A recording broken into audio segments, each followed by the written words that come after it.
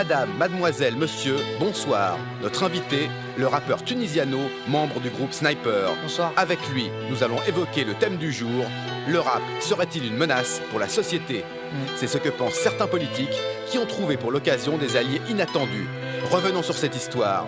Tunisiano, merci de nous rappeler la chronologie des faits. Très bien.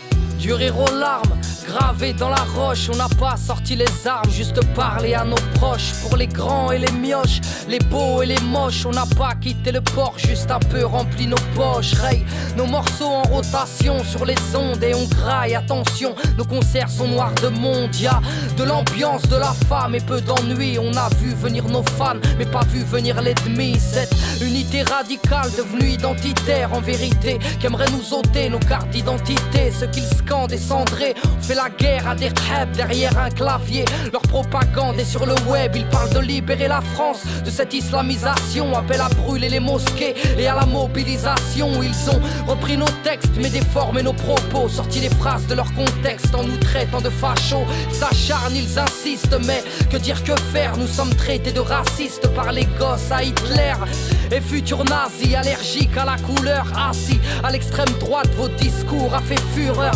Et jeune crapule, votre leader a des cornes, car Jean-Marie vous manipule. Vous avez dépassé les borgnes, vous portez sa haine et sa foi de damné. Vous vivez dans la peine, caché derrière une croix gammée. La France est une farce et on s'est fait trahir. Tu sais, ils ont tenté de nous salir. Oui, moi j'ai parlé de garce, notamment de la France. Ils m'interdisent de le dire en face, mais t'inquiète, je le pense. Accusé d'inciter à prendre les armes, et ce texte n'était qu'un signal d'alarme. Messieurs, comprenez le sens de notre discours. Ne pas confondre un appel au meurtre et un appel au secours. Très intéressant. Dommage qu'on n'ait pas plus entendu votre analyse dans les médias. Mais tout de même, pour que nos auditeurs comprennent bien la portée de vos mots, pouvez-vous nous dire quel est le rapport entre ce groupuscule et le ministre d'État, monsieur Nicolas Sarkozy? Quelle est la suite de ce sombre dossier? Puis ils se sont mobilisés, même organisés, appelant leurs militants à militer et à nous mépriser, nous traitant de frisés, balançant leurs tracts dans nos concerts. Ils disent que notre rap fout le cancer, ils parlent d'appel au meurtre, mais arrêtez vos conneries. Leur réseau est celui de Maxime Brunerie. Oui, moi j'ai parlé de ministre, mais les mots ne sont pas des actes. Pourtant eux ont voulu fumer Chirac. Mat, sur chacune de nos dates, ils se changent en détracteurs, s'en prennent aux spectateurs, même aux organisateurs. Ils font signer leurs pétitions en série qui serviront à mettre la pression en mairie. Puis les voici déboulés, ça en devient délicat, épaulés par la police, enfin un de leurs syndicats. Là les Schmitt réagissent, nous voici dans leur lignée. Ils se disent indignés et veulent aussi nous assigner. Là tout se précipite, quel formidable gâchis. On nous traite d'anti-flics, ils s'en plaignent à leur hiérarchie. Menés par le bout du nez, manipulés par des fous. V'là qu'une députée s'en mêle pour faire une pierre de coups. Tombée dans un piège à loup, tendue par l'extrême droite. Elle aurait pu s'en écarter mais n'a pu se ronger la patte. Leurs actes ont déteint sur les flics qui sont montés au créneau. Leur syndic à Morano et de Morano à Sarko. La France est une farce et on s'est fait trahir. Tu sais, ils ont tenté de nous salir. Oui, moi j'ai parlé de garce, notamment de la France. Ils m'interdisent de le dire en face, mais t'inquiète, je le pense. Accusé d'inciter à prendre les armes, et ce texte n'était qu'un signal d'alarme. Messieurs, comprenez le sens de notre discours. Ne pas confondre un appel au meurtre et un appel au secours. Laissez-moi résumer. L'affaire Sniper, comme on dit à la télé, prend donc racine, si j'ai bien compris, grâce à des activistes d'extrême droite qui engrainent une députée UMP et ça passe de Morano à Sarko. On pensait ce traitement de choc réservé à des terroristes alors que vous êtes des artistes en colère.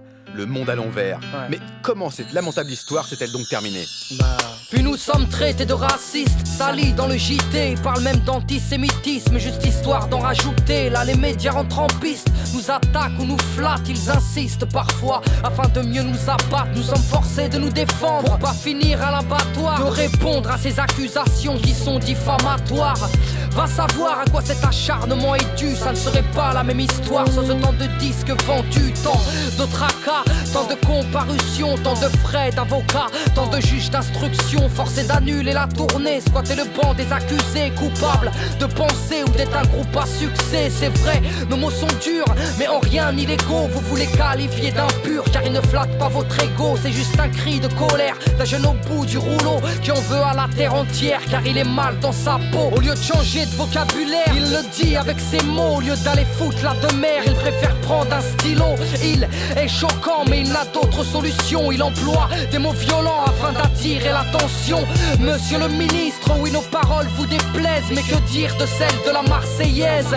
En désaccord avec la jeunesse que vous préférez faire taire, je peux comprendre que la vôtre est sûrement identitaire. La France est une farce et on s'est fait trahir, tu sais, ils ont tenté de nous salir.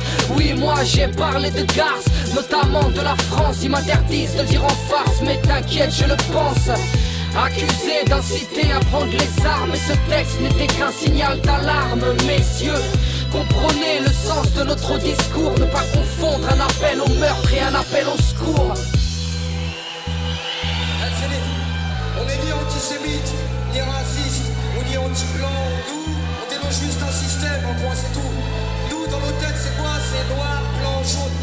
Maintenant, il y a des cons partout. L'essentiel, c'est que moi, vous êtes là et que vous êtes un peu.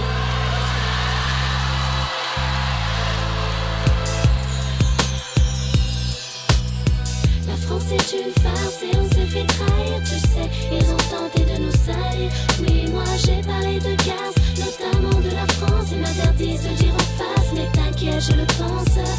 Accusé d'inciter à prendre les armes, et ce texte n'était qu'un signal d'alarme. Messieurs, comprenez le sens de notre discours, ne pas confondre un appel au meurtre et un appel au secours.